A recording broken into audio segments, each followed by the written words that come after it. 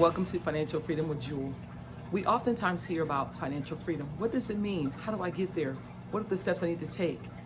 I'm going to go over that today in my video. But if you give me one moment, I'll be right back. You know I'm a stranger, a willing.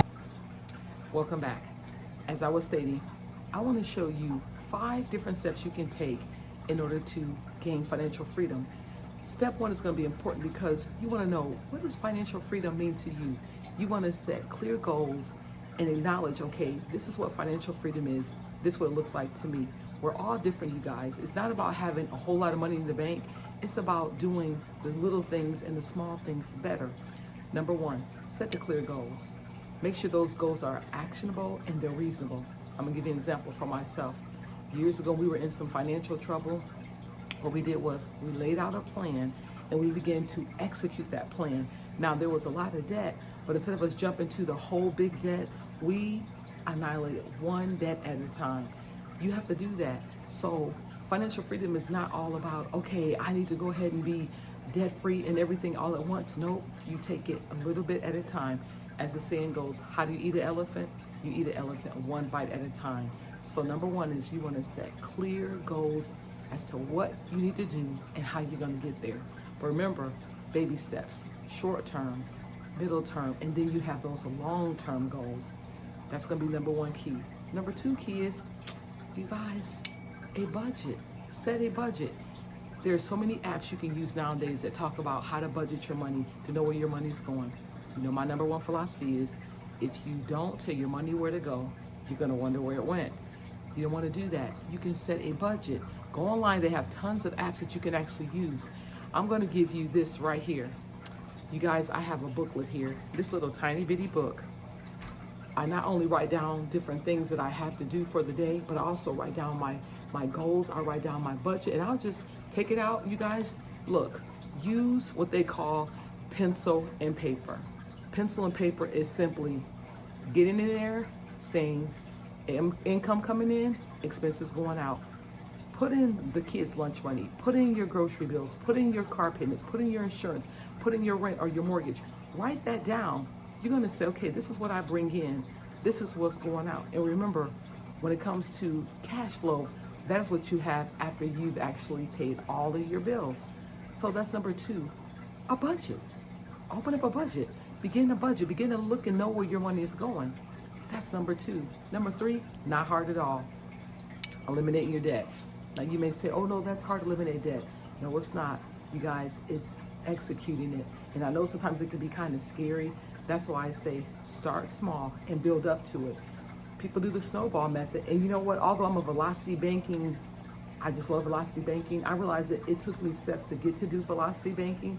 But where you're at right now, snowball it. Start with that small debt. And you'll be able to say, okay, I can wipe this out. Because I've learned it's something about when you are actually seeing results. You get excited about it. You're happy about it.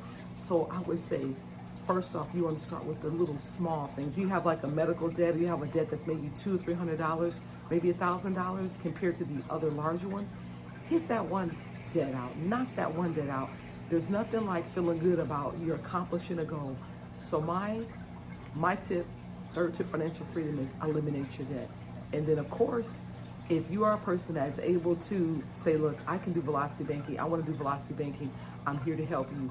Look at my videos. We talk about velocity banking. I always tell people, you watch them over and over and over again, and you guys, it's going to stick. It's going to like go off like, boom, I got it. For me, it took me a while to understand velocity banking, but I began to study it. I meditated on it, and I focused, and I just prayed about it. And I'm telling you, it came like a whirlwind. So I'm going to tell you, start small, eliminate debt, start knocking out that debt. Don't think it's okay to have, oh, it's a charge off, I'll wait for 7 years. You guys, don't wait for 7 years. You can knock out your debt now. And if you're a person that actually makes more than you spend, okay, you can do velocity banking. Velocity banking is like paying your bills on steroids. You can do it fast and efficiently. But I'm going to get away from that. Let's go ahead and go to number 4. Step number 4 is going to be multiple streams of income. Nowadays, everybody is doing the side gig. You have DoorDash, you have FedEx delivery, you have Walmart delivery. You can get on there, you can do a side gig. Some of you are great teachers. You can teach, you can tutor students. Some of you can babysit kids because you have a love for children. That is a side hustle. You have a love for animals. You can go ahead and you can begin to watch someone's animal. You can walk the animal. You can make money doing that. Are you a musician? Get on there. Get on there and do open mics. You can get paid for those. I have a video right here I want you to watch about different side gigs, and these are not hard. There's one that I told you that really, something that caused me to kind of think, I guess this does work. I did rent out my personal vehicle on a site called Turo. And to my surprise, that car kept getting rented out over and over and over again. It was not a new vehicle, you guys. Now, I did take good care of it, and there are certain criteria, but as long as your car is under 130,000 miles and it's in good shape, you can put it on Turo, make money. People come in town, they want to rent cars. Everybody's not doing Uber. Why don't you go ahead and jump on Turo, throw your car on Turo. And also, as I mentioned, Uber, drive for Uber. You have a good driving record, go online. You can sign up today, start this afternoon. So you want to look at what you can do to add to aiding you with financial freedom. Being financially free is simply just doing better with your finances and having a tighter grip on them. Because one thing about me is that I have to stick to my budget because I do like to shop on Temu. Temu is cheap. Who wouldn't want to go to Temu? But even in Temu, I set a budget for myself saying, nope, I'm not going to go over this, I'm not going to go over that. And they'll keep on hitting you with things. You guys, life is going to hit you with all kind of options and opportunities. Buy now, pay later. Get out of those cycles. If you can't afford to buy it now, do not buy it. Do not, because your goal is financial freedom, being free of debt, holding you down, debt that's, just squelching you. You want to be free of that. So limit your spending and run down the debt. Start a side gig. The money you bring in from that. Now there's people, they're selling vintage clothes. They're going to what they call those thrifty stores, and they're buying clothes and they're selling them to people at different pop-up shops. You can do that. There's so many things you can do. If you enjoy doing hair, you guys, you can do hair for a side gig. Now, make sure you're doing it the right way. You're getting your license, things like that. But those are things you can actually do to bring in additional income. If you braid hair, you can braid hair, bring in extra income. If you like to maybe style people, people will pay you now to do their makeup and to style them. You can do it. So I'm going to encourage you, look at different side gigs, you guys. Look at things you enjoy doing. Something you may think, oh, I'm just a craft, I just make this. Someone will pay you to do those things for them. So that's number 4. I'm going to stick on that because that is an easy way to make money. You have even little kids now, they're doing lemonade stands. I put up in my neighborhood this cute little girl. She was like, ma'am, could you buy some lemonade? I'm like, why wouldn't I?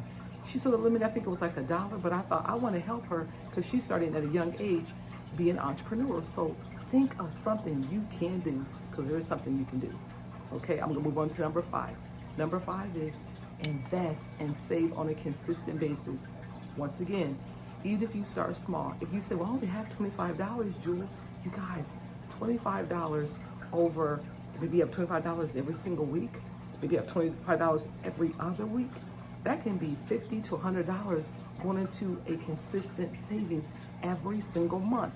Because the goal is you want to at least have a reserve in case anything bad were to happen, or something that's unplanned. You have a 3 to 6 month reserve of your income. And if you want to start an account, I always tell people, look into a high yield savings account. Don't let your money just sit in the bank as a general savings account or money market account. You're getting pennies on the dollar for that.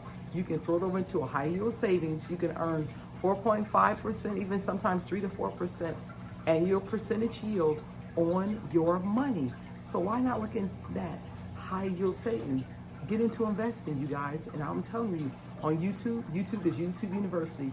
You can learn how to invest, how to get on the stock market. You have accounts like Robinhood. These are accounts you can actually join online, Coinbase, and they're going to teach you how to get online and begin to trade or begin to buy little penny stocks. Over time, this stuff adds up.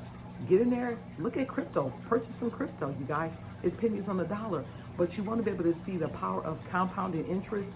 Although those stocks are sitting there, as sometimes the longer they sit, the more money they make because they have time to come up. So you want to be number 5. You want to look at investing. You want to go ahead and save. You guys save something because you know me. If you don't tell your money where to go, you're going to wonder where it went. So financial freedom is all about looking at where you're at, looking at where you want to be, and what's comfortable for you. It's not about having a whole lot of money in the bank. For some folks, that might be their goal for financial freedom, but we talk about freedom, we're talking about being free of debt, having options. So if you want to travel, you can travel. You're not saying, oh, I'm in credit card debt, I can't go anywhere. No, when you begin to make that budget, you eliminate that debt, you begin to consistently save, you can go on a vacation and have a good time and pay for it debt free.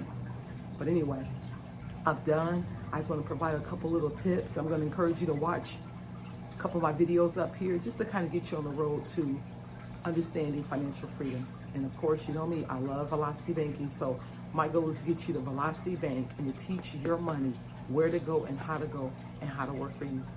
I'm a financial freedom friend. I'm here until you win. To the next video. We'll see you. Bye-bye.